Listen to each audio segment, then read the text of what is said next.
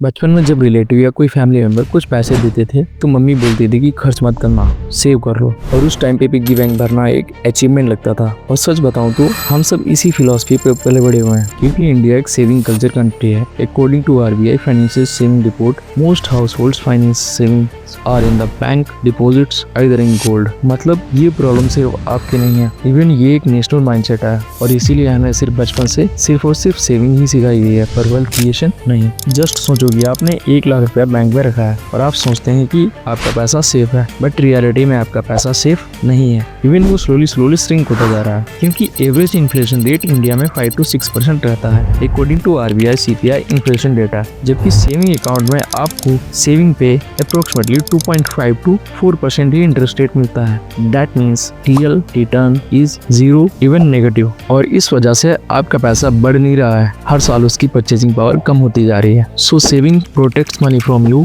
But not from the inflation. यही reason है कि कुछ लोग 20 साल तक जॉब करने के बाद भी स्ट्रगल करते हैं, और कुछ लोग सैलरी से ज्यादा असेट सेंड करते हैं। बेसिकली वेल्थ सैलरी से नहीं, असेट से बनती है। NSC historical report shows that Nifty 50 long term returns gives 12% plus CAGR के हिसाब से। सो टाइम के साथ इन्वेस्टिंग पैसा मल्टीप्लाई करता है, जबकि सेविंग सिर्फ और सिर्फ स्टोर करती है। इसका मतलब सेविंग इम्पोर्टेंट है, लेकिन इन्वेस्टिंग एसेंशियल भी है। फिर भी कुछ लोग इन्वेस्ट करने से क्यों डरते हैं? Because the knowledge gap. SEBI survey shows that less than 10% Indians are invest in the stock market. मतलब प्रॉब्लम पैसा होने के साथ साथ फाइनेंशियल अवेयरनेस भी है। लेकिन एक चेंज स्टार्ट हो चुका है, because young generation investing start तो कर रही है, but without appropriate financial knowledge के साथ। MFI report shows that 8+ crore SIP accounts open in India in 2025, क्योंकि लोग समझ रहे हैं कि सिस्टम बनाना इनकम से ज्यादा इम्पोर्टेंट है। So that's the reason why rich people are becoming more and more rich, और मिडिल क्लास लोग बस बिजी होते जा रहे हैं। बिकॉज इनकम इनइक्वालिटी का कोर रीजन